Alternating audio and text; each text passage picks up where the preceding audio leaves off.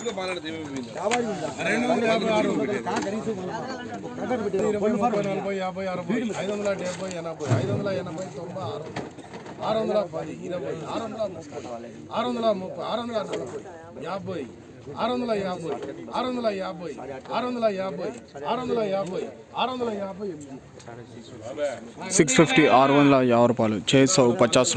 ప్రతిరోజు మార్కెట్ ధరల కోసం ఇప్పుడే మన ఛానల్ని సబ్స్క్రైబ్ చేయండి, లైక్ చేయండి, షేర్ చేయండి.